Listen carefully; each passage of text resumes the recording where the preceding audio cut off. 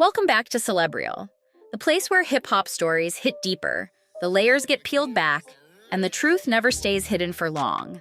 And today, we're stepping into a moment that shook the whole culture, because the pain in Beanie Siegel's voice, you could feel it through the screen. He's out here grinding on a food truck trying to rebuild his life, while Bleek, the same guy Jay-Z used to write for, is sitting on millions, living comfortable, and chilling in peace. And this right here? Bleek over there running Duce. Bleek getting that Duce check. You feel me? So how that say he under Jay? Bleek know what he was doing? This wasn't just about ghostwriting or some old Roc-A-Fella rumor. What Beanie said pulled the curtain back on how Jay-Z really operated behind the scenes. Jay-Z wasn't just the boss. He was the chess player. The one moving pieces, protecting reputations, and making sure the right people stayed close. He made sure everyone around him looked strong, even if it meant covering for their weak spots. And when Beanie explained that Jay was writing Bleek's verses, it wasn't a diss.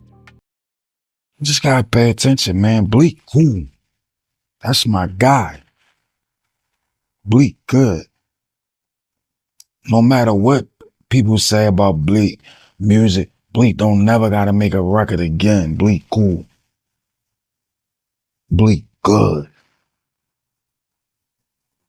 I'm the one on the food truck selling fish. It was a confession of how the machine actually worked. Jay didn't want Bleek to ever look shaky standing next to him. Didn't want him fumbling bars on cameras, on stages, or in the studio. He protected Bleek's image like a big brother with $1 billion plan. So when Dame used to clown Bleek about never taking over Roc-A-Fella, Beanie saw the strategy the whole time. Bleek didn't need the throne, because Jay-Z already made sure Bleek would never struggle a day in his life. He was securing his people before securing the empire. Speaking of Bleek, right, did you see where Dame said that he was writing for Bleek?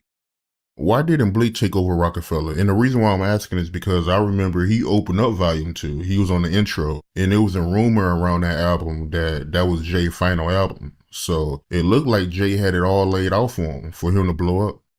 I mean, I don't think Bleek wanted to take over.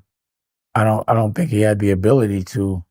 And real fans know that changes the whole conversation. This was loyalty, power, strategy, and control all mixed together. The real blueprint wasn't just in the music, it was in the relationships Jay decided to build, and the ones he decided to protect. Now I'm about to play this clip for you, but before I roll it, make sure you drop your thoughts in the comments and hit that subscribe button so you never miss a breakdown. Jay was writing a lot of his rhymes. So if Jay retired, that meant he was out of business as well. You know what I'm saying? Like that, Jay couldn't. If he's still making records, Jay can't retire. Jay was writing his record. Ask Bleek about it. Celebrial is where the real stories get unpacked. All right, here we go. Because when you listen to Beanie talk, when you hear that weight in his voice, you realize something. He's not jealous. He's not bitter. He's hurt because he helped build a dynasty, brick by brick, bar by bar. But that was Bleek. Put it like this: I could understand Bleek's loyalty to Jay because he had Jay as a ghostwriter. You asking me? Yeah, I'm asking you. Did he write for Bleek? Yeah, did he write for Bleek? Yeah, man. Of course. Jay helped Bleek out on a lot of shit. I mean, you can hear it. You dudes don't get it. Come with it. Fifth load with slugs that the rest in you fitted. It's M.E.M. the rock. Just pay attention. He always cheated for Bleek. And now he's realizing the game never loved him back the way he loved it. And that truth cuts deeper than any diss track ever could. That's the real story hiding underneath all this. Because the whole Beanie Bleek situation cracks open a much bigger conversation in hip-hop. How loyalty and business almost never live in the same house. He had to cheat for Bleek, especially if us three was on record together. Cause if I ain't right there with Jay, too far behind him, come on, man. Bleek wouldn't have stood a chance. That's my brother. Bleek, no. Beanie wasn't throwing shade when he said, "I'm on a food truck while Bleek is living good." He was speaking from a place of honesty, not hate. It's what happens when money starts moving faster than friendships, when success grows bigger than the brotherhood that built it. And this ain't just a Roc-A-Fella issue. This is hip-hop history, repeating itself over and over again. We saw it with G-Unit. We saw it with Cash Money. We saw it with TDE. He ain't write all Bleek shit, though. We ain't gonna do that, though. They ain't making it like he wrote all Bleek shit, cause that's a lie. He ain't write all Bleek shit. He wrote enough, though. Especially with records when it was me, Jay, and Bleek. He had to keep up, but yeah. Did I actually witness it or see it? No. Every powerful crew eventually hits that moment when the checks come in, the status shifts, and someone realizes the business didn't love them back the same way the crew did. Somebody always ends up feeling overlooked, underpaid, or pushed out the picture. Because the come up, that's family. But the business, that's survival. No, I ain't never see him sit down like, yo, you gotta say it like this. But you knew. I knew. So how does that work? Because Jay, he don't write. I don't know. I just know it was like, I don't know how he did it. I just know like Wiz doing a Dynasty album and every record that we all supposed to got on, it always was this me and Jay on the verse. And then one day I came in the studio. Beanie represents the dudes who were part of the foundation, part of the blueprint, part of the grind that built the empire, but not necessarily part of the payout when the dust settled. That's a pain a lot of artists know too well. He wasn't crying about ghostwriting. He was crying about how the game treats the very people who helped build its legends. Let's keep it real, though. Jay-Z did what most bosses in this industry do. He played chess, not checkers. He made sure Bleek was straight for life. He protected the brand, protected the legacy, protected the money. Let's just say it was 5 records that was me and Jay and Bleek was supposed to be on them. And he wasn't on none of them. Like for weeks. And one day I come to the studio and Bleek on 4 records. Damn, when he do them?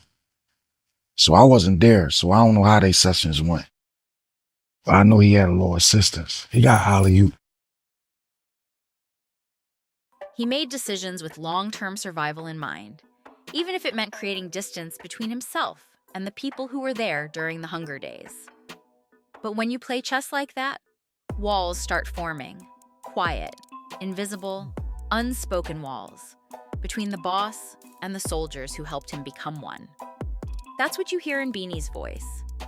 It's not bitterness. It's the realization that talent isn't enough, loyalty isn't enough, grinding isn't enough. Bleek over there running Duce. Bleek getting that Duce check. You feel me? So how that say he under Jay? Bleek know what he was doing? In this game, being great doesn't guarantee security. Being protected does. That's why Beanie's story hits deeper than people think. This isn't about who wrote what or who made more money. It's about how the game changes the second the cameras shut off. One day, you're in the studio shoulder to shoulder, making classics that define a generation. And the next day, everybody's living completely different lives, and the brotherhood you thought was unbreakable suddenly feels like a memory. And Beanie? He's the voice of every artist who helped build a kingdom, only to realize the kingdom didn't have space for everyone when the crown got heavy. You just gotta pay attention, man. Bleek, cool. That's my guy. Bleek, good. No matter what people say about Bleek music, Bleek don't never gotta make a record again. Bleek, cool. Bleek, good. I'm the one on the food truck selling fish. Yeah, I'm good. Bleak good though. That's my brother. Him easy. But here's where the story cuts even deeper, because Beanie's pain isn't just his own. It's something a lot of artists in this culture quietly carry. One day, you're in the studio every night, living off adrenaline, chasing the dream with people you consider family. And the next, you're watching the same people ride off into a life you never got a shot at. That shift hits your pride, your spirit, your whole identity. Beanie wasn't crying about Bleek being blessed. He was crying about how fast the game forgets the people who helped build the fire in the first place. He was the muscle, the soul, the voice of the struggle in Roc-A-Fella's golden era. Bleek was the protege, the mascot, the one Jay always said would never fall as long as he breathed. And Jay kept that promise. He made sure Bleek stayed good forever. But who made sure Beanie stayed good? That's the question hanging in the air like smoke. This is the part nobody likes to admit. Hip-hop runs on loyalty during the struggle, but business runs on strategy during the success. And Beanie found himself caught right between those two worlds. He wasn't Jay's project. He wasn't Jay's little brother. He wasn't Jay's chosen one. He was the warrior everybody relied on until the war was over. Then the war ended, and Beanie was left standing alone. And listen to his tone in that clip. It's not anger, it's heartbreak. It's a man realizing the empire he helped protect didn't protect him back. That's a pain that sits in your chest for years. That's the pain that makes a grown man's voice crack on camera. Because Beanie wasn't supposed to be working a food truck. Beanie was supposed to be set up like the rest. He was supposed to be eating off the legacy he helped create. Instead, he's looking at Bleek's mansion, Jay's billion-dollar portfolio, and wondering where the system failed him. But here's the wild part. None of this is unusual. This is the same story artists whisper about behind closed doors. The industry loves your voice, your bars, your energy, until it doesn't. And when the hype moves on, you better hope somebody cared enough to pull you up instead of leaving you behind. Beanie's pain is the blueprint of a broken system, one that rewards loyalty with memories instead of money, and expects artists to stay grateful, even when the bag never reached their hands. And when you hear him say, "I'm on a food truck," that's not embarrassment. That's honesty. It's a reminder that fame never equals security. Success never equals stability. And the game pays who it wants, not who deserves it. Beanie loved the dynasty, but the dynasty didn't love him back the same way. And that's where this whole story stops being entertainment and starts being a warning. The next thing you know, you're out here grinding just to keep your name alive while everybody else from your era is sitting in mansions and living off old royalties. It's a harsh reality check for anybody who ever believed loyalty was stronger than a contract. Because when the lights fade and the labels shift their attention, the truth hits you fast. In hip-hop, loyalty is emotional, but business is cold. And if we're being brutally honest, this whole situation exposes something the industry never wants to say out loud. Some people get protected, some people get paid, and some people just get forgotten. That's the part nobody teaches you when you're young and hungry in the studio, dreaming about changing your life. But no matter what came after, Beanie is still respected.